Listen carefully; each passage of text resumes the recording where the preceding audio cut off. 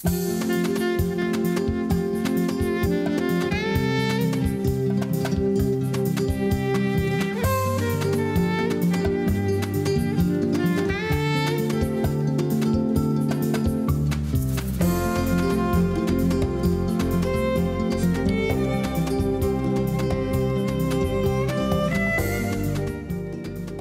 le parece?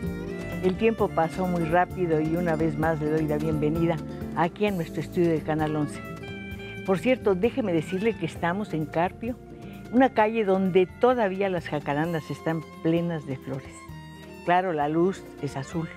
Es un espectáculo que vale la pena ver. Yo que usted no me lo perdía. Y además no es tan difícil llegar aquí, ¿eh? Mire, agarre el circuito interior. Por cierto, por ahí están los restos de lo que fue el Panteón Inglés y los restos también del Cine Cosmos. Y sigue adelante, por una avenida que es una de las más antiguas y luego pasa por la Tlaxpana y pasa por la Escuela de Maestros y pasa, si quiere, por el Colegio Militar y por San Antonio de las Huertas, una capillita muy interesante. Todo esto tiene que ver con la ciudad, con la historia de la ciudad. Y todo esto tiene que ver con nuestro invitado de hoy. Se trata de una persona que ha dedicado su vida a la escritura. Mire, él es un narrador, es un periodista. Desde luego es una persona que ha abordado todos los géneros literarios, porque yo lo admiro muchísimo. Es un hombre que hoy es capaz de hacer una novela, cuentos, hacer notas, etcétera. Pero además es una persona que ha entregado su vida a un personaje muy especial. Un personaje que a todos nos fascina, que es inasible, parece eterno y de pronto parece que hubiera nacido ayer. Ese personaje es la Ciudad de México. Es, por lo pronto, mi fascinación. Héctor acaba de realizar un trabajo que lo confirma como un gran cronista. Desde luego siempre se le ha reconocido con ese título, pero para mí esta es su mejor realización. Perdón que les muestre el libro en estas condiciones, pero son las pruebas finas del libro que va a salir dentro de 2 semanas, así que estamos dándole el adelanto absoluto. ¿Sabe cómo se llama el libro? Déjeme leerlo. La ciudad que nos inventa. ¿No le parece precioso? Son aproximadamente 114 crónicas a través de las cuales Héctor nos lleva de la mano desde 1509 hasta 2014. Se imagina 6 siglos de vida mexicana. Nos lleva a los lugares, nos hace redescubrir personajes, sombras, enfermos, poderosos, personajes ridículos, personajes que fueron determinantes para lograr que nuestra ciudad sea lo que es hoy. Una fantasía, un laberinto, un sueño, un delirio, nuestro refugio, no lo sé. Tal vez Héctor lo sepa. Bienvenido aquí. Gracias, feliz por estar aquí. Un placer estar contigo. Héctor, mi primera duda, la ciudad que nos inventa, ¿no somos los habitantes de la ciudad quienes inventamos a la ciudad? Las ciudades tienen 2 fases. Italo Calvino decía que en las ciudades hay 2 momentos muy claros. Uno en el cual los hombres sueñan la ciudad y la diseñan. Trazan las calles, levantan los edificios, abren las plazas, los paseos, los alrededores, etc. Y un segundo momento en el que la ciudad nos determina. Crecemos dentro de una ciudad que ya está construida y determina dónde vamos a nacer, dónde nos vamos a enamorar, dónde nos vamos a enfermar, dónde nos vamos a morir, dónde vamos a ser enterrados. Pero esos lugares son azarosos. Nunca Sí, sabemos claro. hasta dónde podemos llegar. Tú puedes haber nacido en la colonia Santa María, la primera de la ciudad. Por cierto, estamos también a unos cuantos metros, digamos, de ellos, exagerando un poco. Y la vida te lleva a otra parte y acabas en Iztapalapa, que es un mundo completamente distinto. Pues mira, a mí me acaba de pasar algo muy, muy curioso, porque todos los lugares que tú acabas de señalar al comienzo del programa son los lugares de mi infancia. Yo nací en la calle de Amado Nervo, a unos pasos de aquí, y entonces me tocó ver el Panteón Inglés, me tocó ver Río Consulado, cuando no era el circuito interior todavía, sino Instituto Técnico Industrial y Río Consulado.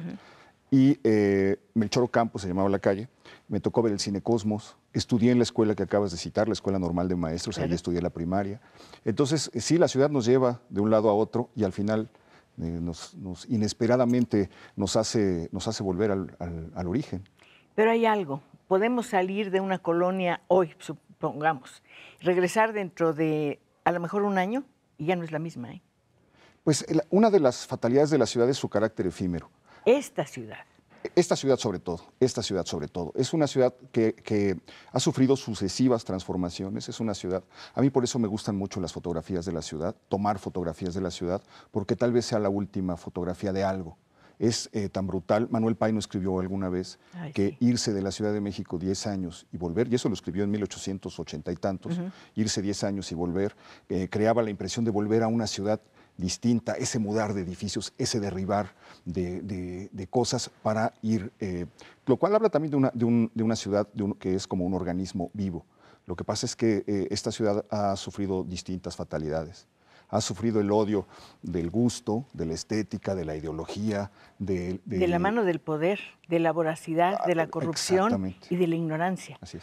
Si tú no sabes cuál es el valor de un edificio que es del siglo XVI o XVII, dices, tírenlo y abramos un eje vial, simplemente. Eso ha sido la gran tragedia. A mí me encanta, siempre repito una frase de Artemio de Vallarispe, que dice que la maldición de la Ciudad de México, la verdadera maldición de la Ciudad de México, ha consistido en esa pulsión que nos hace tirar lo que es único para poner lo que se puede encontrar en cualquier parte. Mientras leía tu libro, que por cierto tengo que agradecer porque es una verdadera delicia, en efecto es un canto a la ciudad, pero también es un requiem a la ciudad. Una ciudad que está agonizando por todas partes. Una ciudad que tiene maravillas, que de pronto se pierden, nadie sabe por qué, nadie sabe dónde quedan las cosas. Los monumentos, los puntos de referencia cambian de lugar, las fuentes, las estatuas. Pienso en los indios verdes, por ejemplo, ¿no? Pues sí, pobres, hombre, los han traído. O los caballitos. De aquí para allá. Bueno, además yo coincido contigo, a mí me parece que son dos esculturas magníficas. Sí, claro, claro. Bueno, fueron, desde que nacieron, fueron despreciadas porque fueron colocadas por ser indios y ser colocadas en el paseo afrancesado de la ciudad, el paseo que le cantaba al progreso. Entonces, con muchos, hubo una discusión, una disputa muy ardua y los echaron de la ciudad a donde nadie los viera. Estuvieron en la viga y después se pavimentó toda esa zona y eran tan feos, seguían siendo tan feos en el México de Alemán, que quería el progreso también, que los echó a la entrada de la Ciudad de México hacia el norte. Y los acaban de mover todavía hace unos años. Estuve en su movilización, por cierto, fue una proeza lograr moverlos con unas grúas que eran verdaderamente espectaculares. El destino del caballito también ha sido terrible y últimamente, bueno, al pobre hasta le cayó una especie de lepra, ¿no? Pues mira, a pesar de ser terrible y de que lo trajeron galopando, es el chiste que se hace del caballito, que lo trajeron galopando de un lado a otro de la ciudad durante mucho tiempo, se salvó incluso porque Guadalupe Victoria lo quería hacer monedas, despreciaba todo lo que representaba, pero resistió desde 1803 hasta el actual gobierno. Resistió todo hasta que el gobierno de la ciudad le hizo una restauración que lleva 2 años tapado ya. No sabemos qué haya pasado. No sabemos qué daños Resistió va a sufrir. Terremotos, nieve. Pero es la mejor estatua ecuestre del mundo. Es una maravilla, es una maravilla. Y lo debió saber la autoridad, yo pienso, ¿no? Pues esto es un ejemplo de lo que se ha hecho con la ciudad. Es un milagro que las cosas hayan sobrevivido durante estos siglos. Es un milagro que la ciudad haya sobrevivido a Juárez. Es un milagro que haya sobrevivido a Porfirio Díaz, que quería tirar todo para levantar edificios afrancesados. Y luego esos edificios afrancesados se volvieron unas joyas que fue un milagro que sobrevivieran a la Revolución y después que sobrevivieran a los gobiernos de la posrevolución. Es la ciudad del milagro en la cual caminamos sobre muertos. Exactamente, pero ¿sabes qué? Sigue siendo, dijiste la palabra milagro, sigue siendo milagrosa. Sigue siendo milagrosa. Cada día parece que algo se renueva. Te puedes quedar en una manzana y descubres el mundo otra vez. Sí, sí, sí. Hay veces que la ciudad entera converge en una esquina. En una esquina encuentras todo. Bueno, te paras en San Juan de Letrán, y Madero, y te quedas pasmado porque por ahí pasa la vida. Así es. Toda la vida mexicana está ahí. Sí, sí. Ha pasado todo. Hay personajes claves. Por ejemplo, hubo mucho tiempo un vendedor de mapas, ¿te acuerdas? Que tenía un perro. Sí, el maestro que vende los periódicos. Por cierto, es muy bonito lo que dices de los vendedores de periódicos, nuestros voceadores. ¿No quieres contar la historia? Comienza en 1500 y tantos. Bueno, sí, comienza la primera vez que alguien anuncia un terremoto en Guatemala. Por cierto, ahí dices Guatemala y me encanta. Guatemala, ¿no? En Guatemala. Y el espantable terremoto que sacudió, que destruyó Guatemala. Y es una hojita volante que es como el antecedente de los periódicos de nuestros días, pero también de esa especie, que son una especie de ruiseñores de la mañana, que son pues los voceadores. Pues son los dueños de la mañana, realmente. Los dueños de la mañana es un término tuyo. de un artículo tuyo que se llama precisamente Los Dueños de la Mañana y habla precisamente de los voceadores. Estos dueños de la mañana son estas figuras que han acompañado desde ese terremoto hasta lo que acaba de pasar ayer. Además es fascinante. Se han ido desapareciendo, se han ido borrando, ya no gritan, ya no vocean como antes. Algunos sí, pero déjame decirte una cosa, es maravilloso pensar que expenden niños, por ejemplo, y traen en la mano el mundo. Traen en la mano las maravillas y los horrores del mundo y las pregonan. Eso es fantástico. O las pregonaban. Sí, claro. Creo que se ha perdido un poco. Es un personaje fascinante. Ahora los vemos más bien en las esquinas anunciando, enseñando el periódico, mostrando el periódico entre los coches, pero ya no voceando las noticias. Lo que ya había constituido una tradición larguísima. Se prohibieron muchas veces que se vocearan las noticias por las barbaridades que gritaban. La muerte del emperador de Alemania, que está muy malo. ¿No? Vi la nota y era muy... Yo debo decir que este libro, que va a salir en 2 semanas, es una maravilla, no solamente por la cantidad de información que tiene, además es una información que no cansa, porque está maravillosamente escrita, desde luego con la habilidad y la destreza de Mauleón, no podía ser de otra manera, pero tiene detalles graciosísimos y además hay veces que uno satisface una curiosidad, no sé si usted la ha tenido.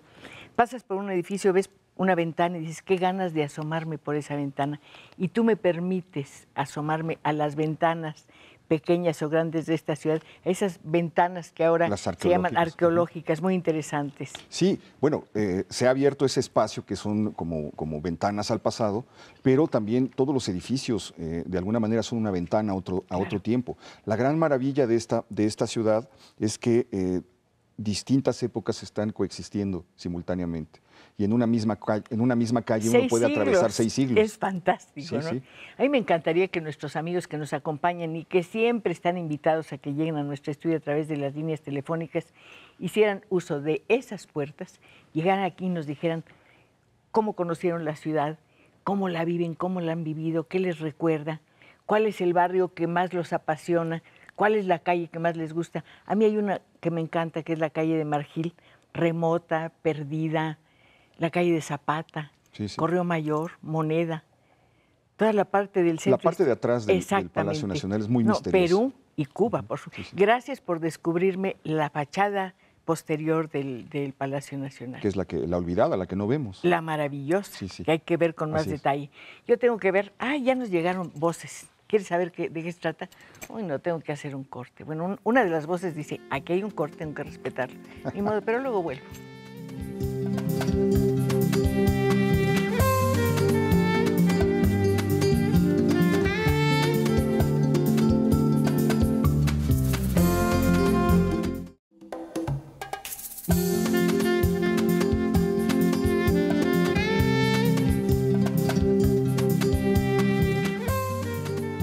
Qué bueno que ya aceptaron la invitación a entrar aquí al estudio donde nos encontramos hoy con Héctor de Mauleón.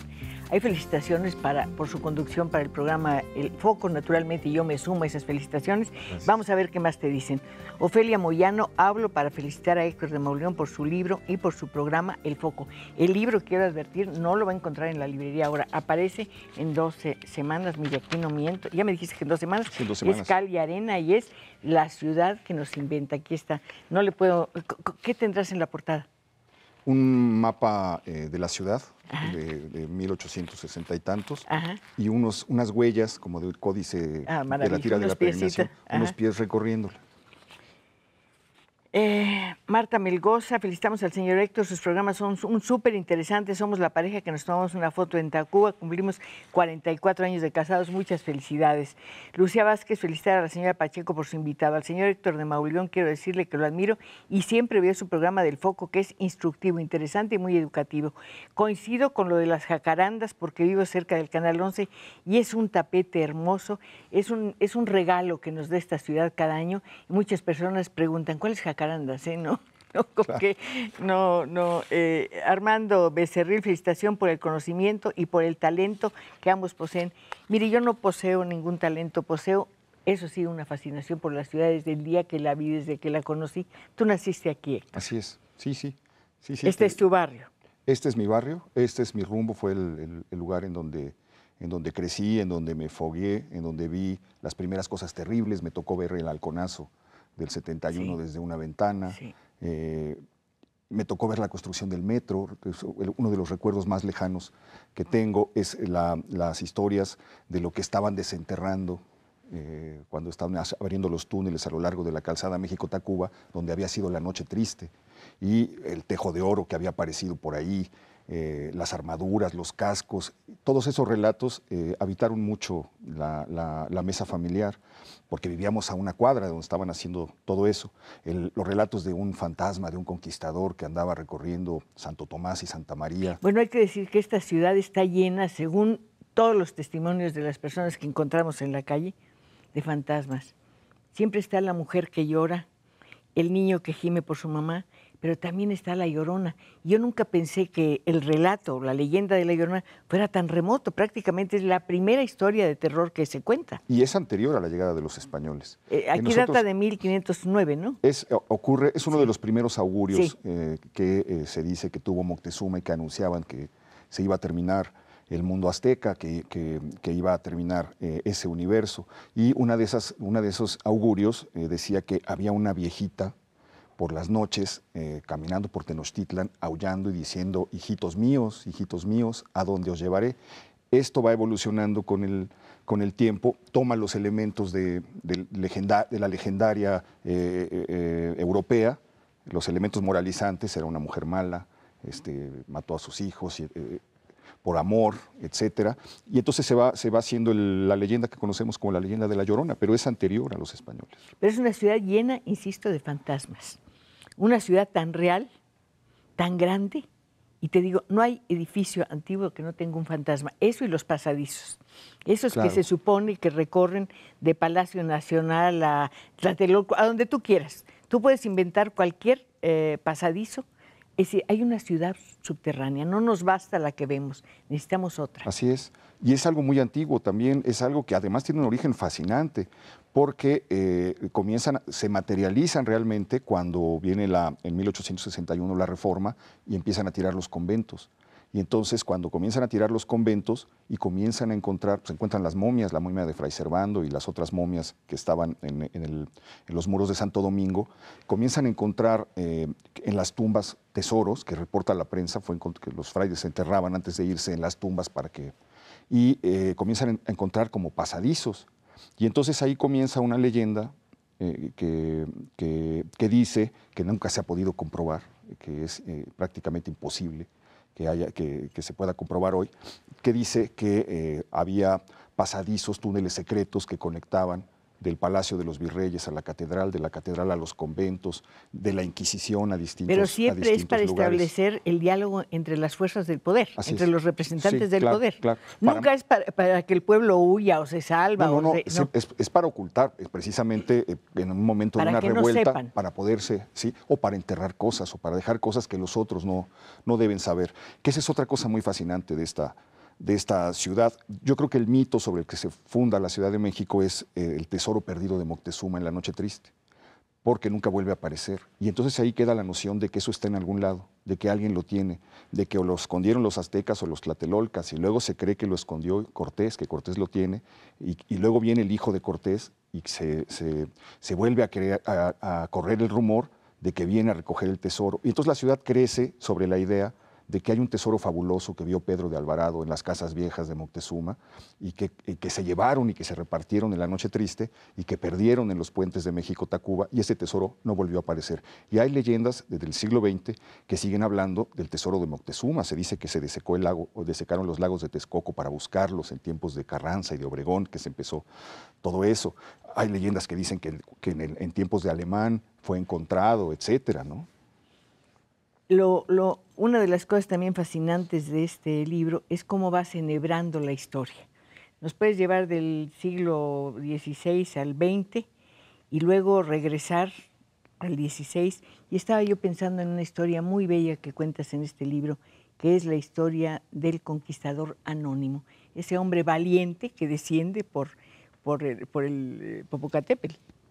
Sí, el conquistador Montaño es una historia fabulosa. Es preciosa. Se le acaba la pólvora a Cortés y manda a una expedición para que vayan al Popocatépetl, se metan al cráter y traigan azufre para preparar Entonces es el primer alpinista realmente de la historia de México. Pero dije, ¿qué clase de alpinista? Montaño descendió 7 veces para traer el azufre, solo, sin ningún tipo de defensa, nada. Sí. No, llegó un momento en el que tenían que subir como con unos garfios para alcanzar la cima, y luego se rifaron a la suerte, porque ¿quién quería bajar a un cráter que echaba humo, que estaba vivo en ese tiempo? A ellos les llamaba mucho la atención las columnas que aventaba. Y entonces se rifan, ¿quién va a bajar? Él pierde o gana para la historia, porque el nombre de los otros se olvida y el de él queda, y entonces tiene que bajar con cuerdas y un costal a poner el azufre, a subirlo, y baja varias veces. Pero imagínate la hazaña, subir a un volcán que está activo. Estás en una tierra completamente desconocida, de la que no sabes nada y de la que no entiendes muchas cosas. Sí, bueno, esa es una de las grandes, yo creo que de las últimas grandes empresas de la humanidad, fue la conquista. Un puñado de hombres internándose en un continente desconocido. Nosotros crecimos con la versión de que eran los malos, de que eran los conquistadores, los han llamado incluso genocidas, pero si lo vemos desde otra perspectiva, es una épica impresionante. Bueno, una conquista implica una posición de superioridad y otra que no lo es, lamentablemente. Pero hay que decir que en este caso nos muestras una serie de esfuerzos y de cosas. Por cierto, hablando de Hernán Cortés, ¿sabe usted que fue la primera persona que mandó una carta desde aquí? Sí, así es. Bueno, me encantó saberlo. Cuéntanos de las cartas de relación. Todos hemos leído las cartas de relación de Casi todos, que son Cortés. difíciles de leer, pero fascinantes. Sí, bueno, sí. No tiene un estilo muy agradable como Bernal. Es bellísimo. ¿No? Bernal hechiza, Bernal Díaz del Castillo. Sí, pero están contándote lo primero que vieron. Están enseñándote el principio del mundo que es nuestro. Sí, exactamente. Y Cortés le empieza a reportar al rey lo que está ocurriendo. Y entonces es la primera vez que se escribe una carta, se firma una carta y que se envía una carta en la Ciudad de México. Y eso marca el inicio de una era que terminó hace muy pocos años, terminó ya en el siglo XXI con pues prácticamente la muerte de la correspondencia. Héctor, ¿no? Yo creo que esas cartas de Hernán Cortés a sus majestades llegaban más pronto que ahora una carta de Tlaxcala a la Ciudad de México, porque tarda como 6 meses en llegar. No, yo recorrí el Palacio Postal platicando con los carteros. Básicamente ya lo que reparten son facturas. Cobranzas. Ya es muy poco el .com, digamos, el email y todo esto mató el arte de escribir cartas. Decía Alfonso Reyes que escribir una buena carta era tan difícil como escribir un cuento. Y Ángel de Campo decía que hacerla podía tomar un día entero, hacer una buena carta, porque uno tenía que pues romper esto. Pero además es una conversación imaginándote el efecto que tus palabras van a tener sobre un interlocutor que está a kilómetros de distancia. Todos los que tuvimos la fortuna de recibir todavía una carta entendemos eso, ¿no? Una carta, un pedazo de papel que atravesó el océano, que trae incluso el ADN del ser querido porque le estampó con la lengua en la estampilla. Entonces viene algo de esa persona. Pero que le queda arrugadito porque lo pegó mal. Y cuando sonaba el silbato del cartero o se escuchaba el buzón, que algo había caído en el buzón, pues uno iba con el corazón temblando porque era el hermano, el tío, el familiar. Héctor, pero más temblabas cuando de pronto llegaba a tu casa el cartero que te llevaba un telegrama. Sí, el telegrama, claro. Decía, si llegó un telegrama es porque o alguien nació, o alguien se casó, o raptaron a alguien, o alguien murió. O alguien te dice, como hay un telegrama que pones ahí, papá, perdóname, yo voy a ser feliz. Y tú te imaginas toda la historia. Ahí está toda la historia de que nos trajo el telégrafo es también una historia terrible. Y fascinante al mismo tiempo, porque el siglo XIX es un siglo que está hechizado con sus máquinas, con sus adelantos, con sus descubrimientos, y llega un hombre que dice, aquí se va a cumplir el sueño que han tenido los hombres todo el tiempo, que es comunicarse de un lugar a otro, de un continente a otro, en cosa de horas, bueno, en cosa de segundos en realidad. Y hace un experimento que es mandar un telegrama del Palacio de Minería al Palacio Nacional, pero va a ver a los reporteros, a los periodistas, no había reporteros propiamente, pero va a ver a los periodistas del siglo XIX y del Monitor Republicano, nadie le hace caso, ¿no? Y resulta que es... Era la nota. Pues es exactamente, pues nada más que el telegrama jubiló al caballo, ¿no? Ya no se atravesaba el país a caballo para llevar un mensaje, una carta, y el telegrama acabó con todo eso. Y el último telegrama se envió en 2005 en Estados Unidos, ¿no? Decía el poeta Darío Jaramillo que hacía siglos que no recibía una carta.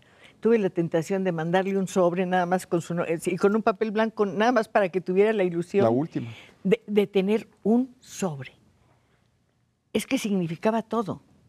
Sí, se reconstruían los nexos familiares. Era una manera de vincular en la que la ciudad, a mí me fascinó cuando encontré esa crónica de que llegaban los cajones de cartas del otro lado del mar. Y entonces toda la ciudad se volcaba al Zócalo para ver qué noticias habían, en los pueblos habían así llegado. Se hace. Yo creo que eso ya va desapareciendo, se va perdiendo. Es algo que sí va formando parte pues, del mundo antiguo. Y además el anuncio del cartero con el silbato y demás, un poco como el silbato del tren, a lo que también te refieres. Aquí a veces se escucha el silbato del tren.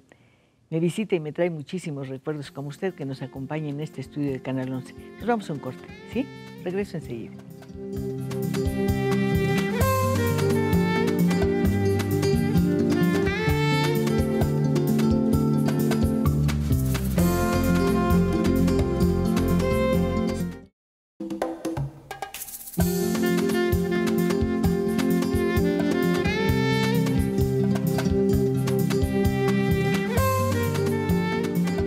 Ratito me encontré una pareja y me dijeron, usted no se va a acordar de que le pedimos un saludo para doña Cecilia Mesa. Y claro que sí me acordé y la estoy saludando con mucho agradecimiento por su atención a este programa. Hay muchas llamadas. Adela Esteves dice, quiero felicitar a la señora Pacheco por esta persona que está entrevistando. Soy su fan, lo admiro como periodista, como escritor, como hombre. Gracias por haber contestado mi llamada. A la señora Pacheco la veo cada viernes, la adoro, soy su fan. Muchas gracias, señora. Mayela Martínez felicita a la señora Pacheco por el invitado porque es parte de mi mejor cronista de la ciudad, ya que a través de sus libros y su programa nos contagia su entusiasmo y su amor por la ciudad. Lidia Gallegos para felicitar al programa que realmente es un programazo. Estoy muy ansiosa esperando a que salga el libro dentro de 2 semanas. 2 semanas. ¿Cal y Arena? Cal y Arena. Cal y Arena. Para el mes que entra del señor Héctor de Mauleón, que no nació en Amado Nervo. ¿Viviste en Amado Nervo o naciste en Amado Nervo? Nací en Amado Nervo. Ay, qué maravilla. En Santa María, felicidades a ambos. Estoy esperando para comprarlo, pues me hace que va a ser un libro buenísimo. Mire, yo no he dejado de leerlo en toda la semana, no hice absolutamente nada más, estoy debiendo trabajo por todas partes y además como son tantas las sugerencias que encontré en el libro de Héctor, pues resulta que me desfalqué porque compré muchos libros que me hacían falta, como el de Marroquí, exactamente. Los 3 tomos de... Es una infamia, una más, lo que se ha hecho con José María Marroquí, que además le dieron 2 callecitas de este tamaño. Tuvo una calle que iba de Artículo 123 a Avenida Juárez, desembocaba en la Alameda. ¿Y por qué se la quitaron? Se la quitó el terremoto tiró todo eso. Claro, de hecho, es muy raro, porque uno pasa todavía por ahí, si uno se fija, por Avenida Juárez, está todavía la placa que dice calle José María Marroquí, nada más que ya no hay calle.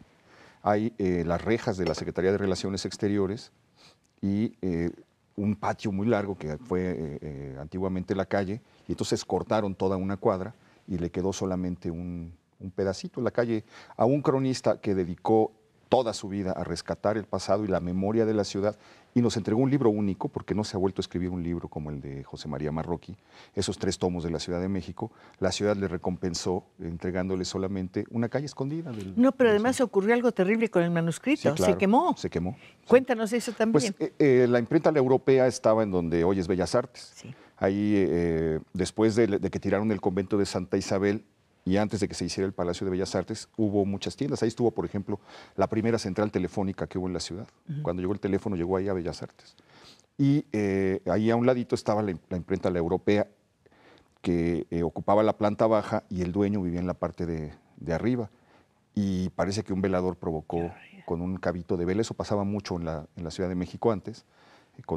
Se quedó dormido, el cabito de la vela encendido provocó un incendio y se quemó todos los libros, se perdieron todos los libros, pero entre esos el libro impreso, porque ya estaba como la capilla. Son 3 tomos, son como 2,000 páginas. Sí, se quemó. Entonces, por fortuna, él le había dejado él ya había muerto cuando se quemó la imprenta, pero le había dejado un manuscrito, un borrador a una persona, y a partir de eso se pudo ir reconstruyendo el libro que hoy conocemos y que es rarísimo.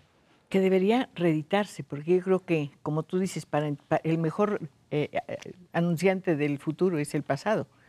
Sí, claro. Lo dices tú o lo dice alguien, estoy diciéndolo mal seguramente, pero esa es la idea. Sí. Internet para eso es formidable, porque está digitalizado el libro, se puede encontrar en Internet, y entonces, pues usted busca, si la Ciudad de México, José María Marroquí, aparece por lo menos ahí en la pantalla una versión electrónica. Una conversación, entre otras cosas, es fascinante porque nos abre espacios, nos descubre cosas, nos sugiere cosas.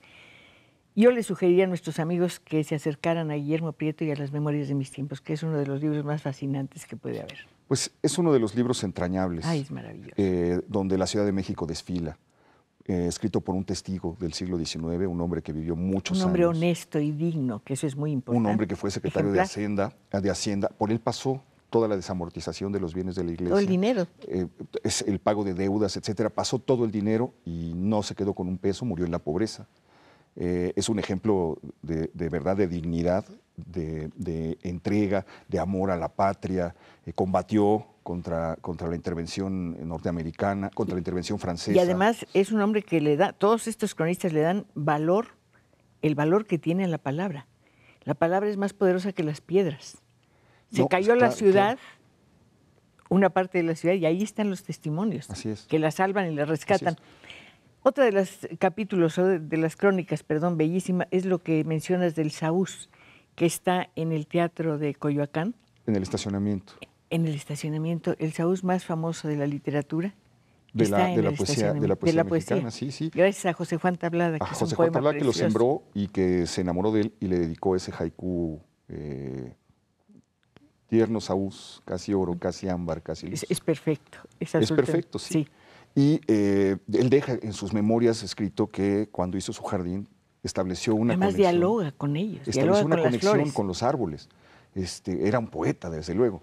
Y establece una conexión secreta con su jardín, y cuando los problemas políticos de la revolución lo obligan a huir del país por los errores que cometió apoyando el huertismo, se va a despedir un día antes de partir, eso se me hace muy conmovedor, un día antes de irse de México al exilio, va y abraza al árbol y lo besa y dice, pues a ver qué pasa. Y cuando cambia la situación política y puede volver, y a la casa ya no le pertenece, va como a escondidas, con pena de que lo vean, a ver desde la reja a su árbol, y le susurra, y entonces comprende con mucho dolor que en esa época en la que tantas personas perdieron su alma, el árbol también había perdido la suya, ya no lo reconoció.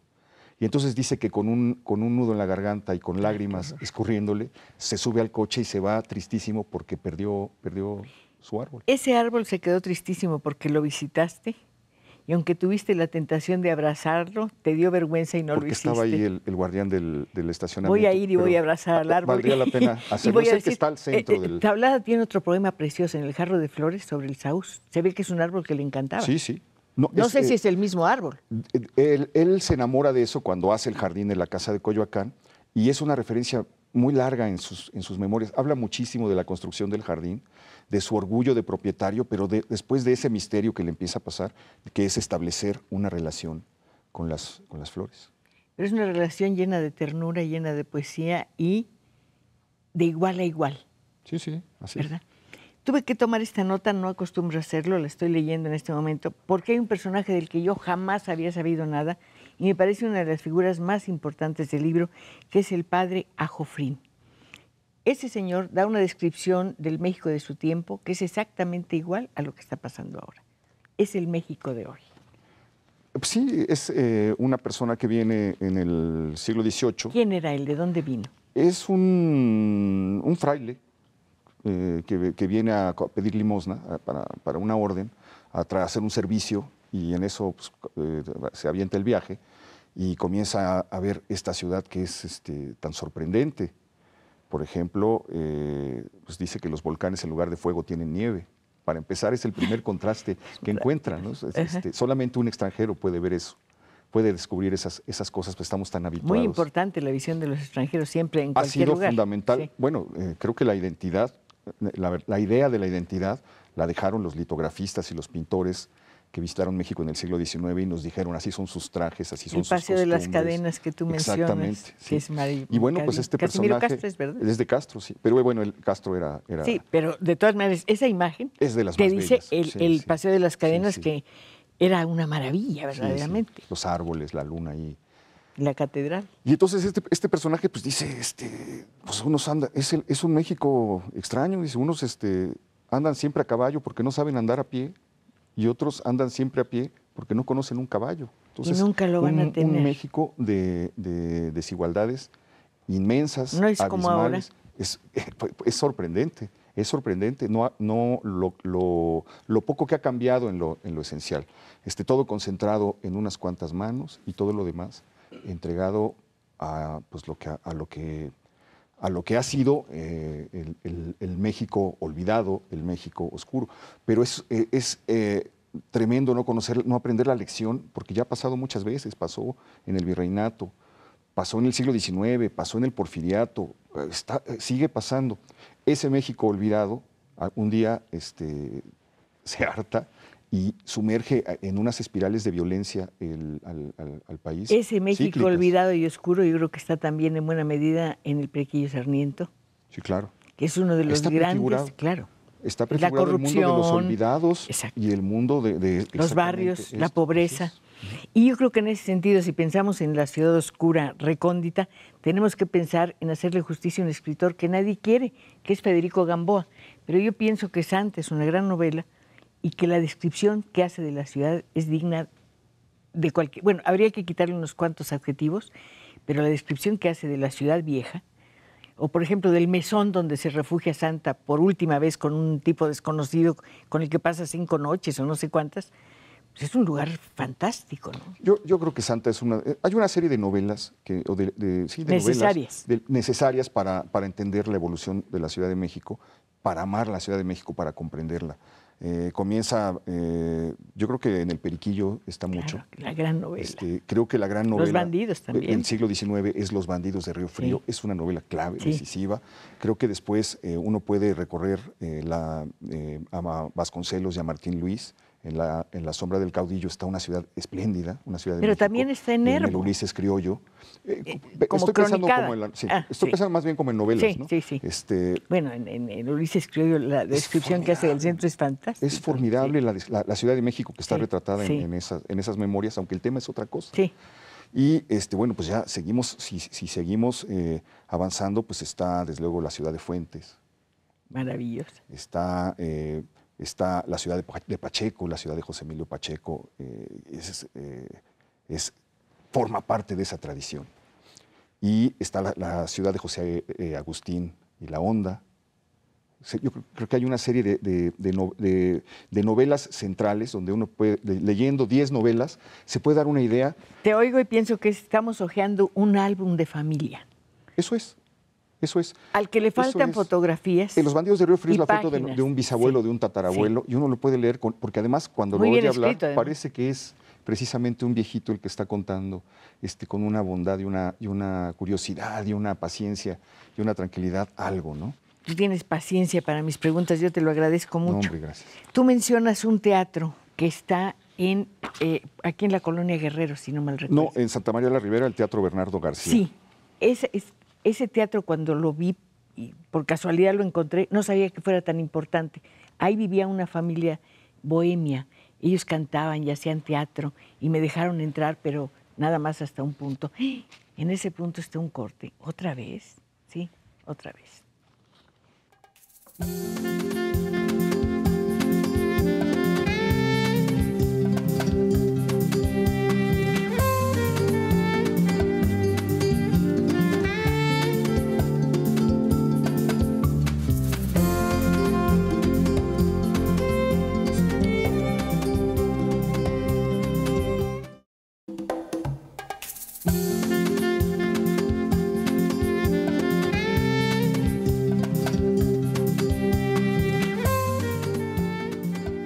Estaba contando a Héctor que tenemos muchas llamadas, algunas son muy largas y requieren ser leídas con un poquito de calma. Desde luego todas, absolutamente todas se las voy a dar a Héctor porque le dicen cosas muy bonitas. Muchas gracias. José Vargas, quiero felicitar al señor Héctor porque en el programa del Foco nos ha enseñado los monumentos históricos y a la señora Pacheco la felicito por su programa.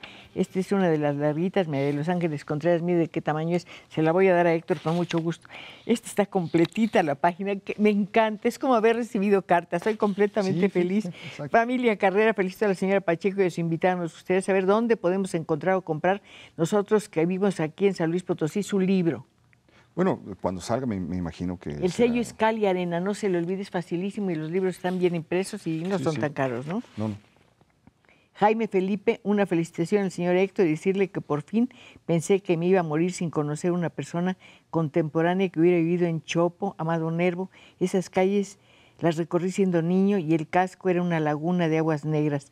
Íbamos a pescar cosas raras. Me hizo recordar. Otra llamada larga. Ernestina, se lo voy a dar a Héctor.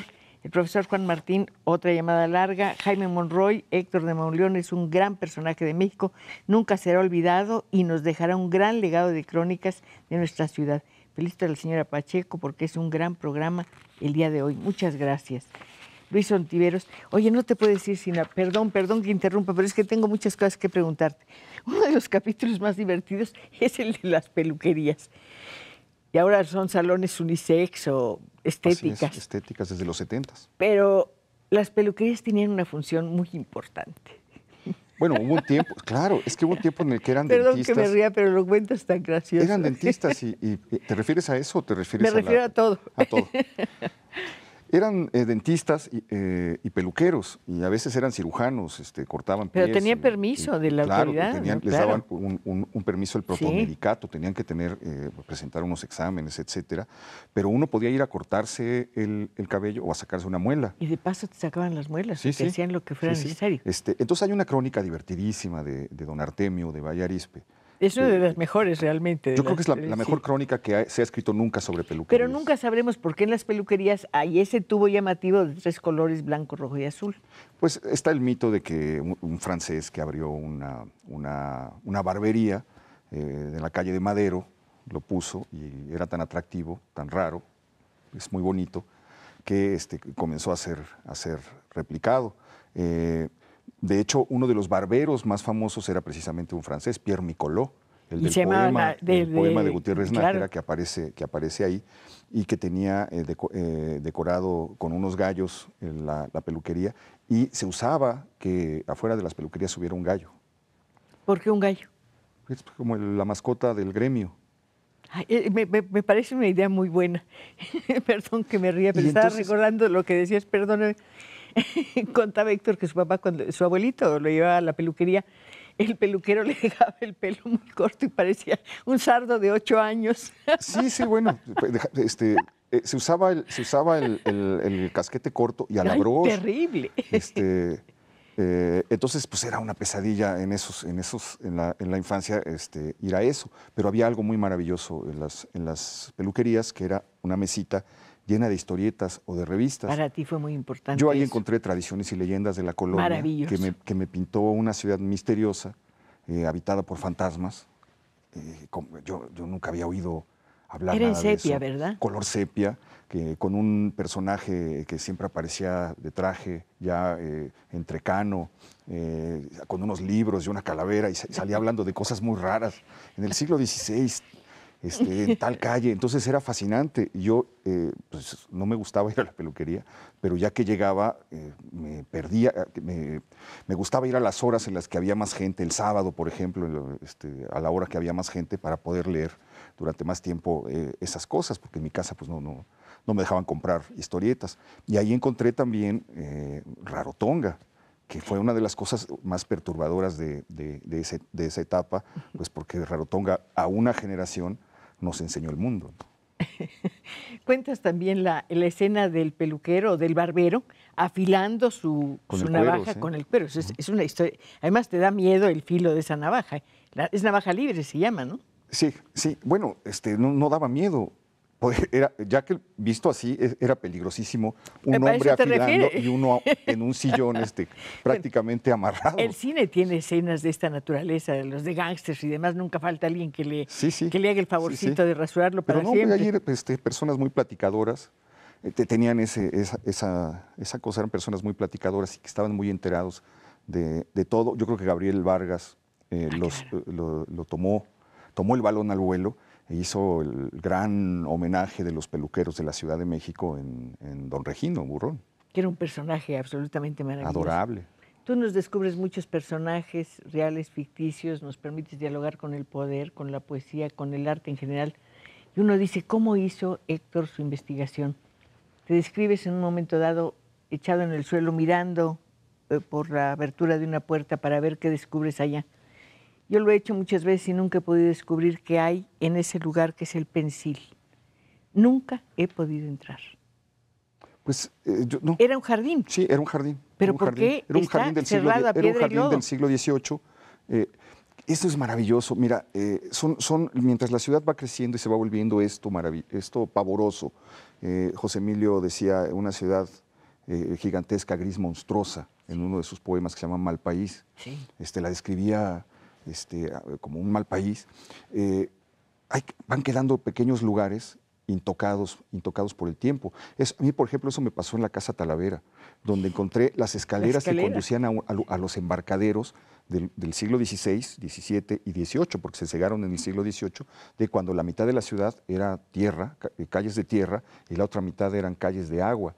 Y entonces atrás de las casas había unas escaleras que llevaban al embarcadero por el que se le llamaba puerta falsa. Las puertas falsas de atrás, eran lo de atrás, por eso puerta falsa de Santo Domingo, puerta falsa de San Andrés. Hay esos nombres tan evocadores en muchas calles del centro. Y es un milagro que en medio de todo eso se haya preservado un poco solamente los escalones que llevan a ese mundo que ya no existe. En el caso le dio el nombre a la colonia Pensil, el Pensil mexicano, quedó algo que me han dicho que está cerrado al público. Nosotros nunca hemos podido entrar. Y hay una situación de un poco de, lo siento decirlo, pero como de desconfianza o de agresividad de las personas que cuidan y se cierran, simplemente no hay ninguna oportunidad. Hablas mucho de la Alameda. La describes como era, con sus puertas. Sí. Con sus árboles maravillosos que desaparecieron. Que no tiene álamos, ¿no? Es una alameda sin álamos, más bien tiene fresnos y tiene otros árboles. Es el paseo más antiguo de la ciudad. A mí me abisma pensar que se abrió en 1592. Maravilloso. Que ya estaba, esas por ahí pasó la historia. Pasaron todos. Sí. 1592, y que incluso Avenida Juárez es una calle que se abre para que la gente de la ciudad pueda tener acceso al paseo. Es maravillosa la idea de que una ciudad necesita un espacio verde dentro de ella, necesita meter la naturaleza. Necesita espacios verdes y paseos, pero paseos para conversar, paseos para dialogar. ¿Tú haces una diferencia entre eso y lo que puede ser ahora que sería el eje? No, el segundo piso. Sí, bueno, tú vas por un eje vial y ¿con quién hablas? No, vas encapsulado porque los automóviles encapsularon la experiencia urbana. Tú ibas antes a un paseo, a ser visto, a ver, a platicar, a conocer, a ligar. Era el lugar de ligue, la Alameda.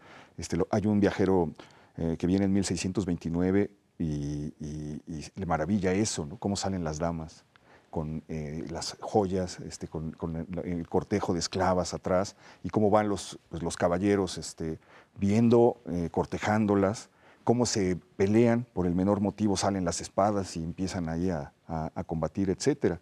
Y bueno, uno dice la Alameda y cuántas cosas no se le vienen a la cabeza. Diego Rivera. La Inquisición. El quemadero de la Inquisición, los niños porfirianos, que era el lugar donde tenían sus juegos y andaban en velocípedos. Y bueno, el mural de Diego Rivera. El mural de Diego Rivera, y después pues el terremoto que se lleva para siempre ese mundo, y todas las maravillas que sigue arrojando, porque en la reciente renovación que se le hizo todavía encontraron cosas que estaban enterradas, que habían quedado ahí. ¿Qué encontraron? Pedazos de las fuentes antiguas. Yo tengo idea, Héctor, que vi una fuente cuando hicieron la remodelación de Bellas Artes, vi una fuente de Talavera. ¿Dónde está? Yo la vi. ¿Sabes? ¿Y dónde está? Esa es una de las grandes experiencias que me ha dado la ciudad. Estaban haciendo el estacionamiento frente a Bellas Artes, y entonces cuando se estaba haciendo eso, comenzaron a aparecer los muros del convento de Santa Isabel, algunas escalinatas, un patio y una fuente de talavera amarilla. Preciosa, preciosa. ¿Dónde está? Pues seguramente le tomaron fotos, la consignaron ¿Y dónde está? Separaron las piezas y se las llevaron a esas bodegas que tiene la Por cierto, Patria. muchas personas me han preguntado dónde está el Salto del Agua, la fuente original, y ahora tú lo dices, está en Tepoztlán. Sí, está en Tepozotlán. Sí, es muy bonito porque está donde estaban las huertas. Es un lugar lleno de ecos. Esa huerta es llena de ecos, es absolutamente amplísima, preciosa. con unos árboles.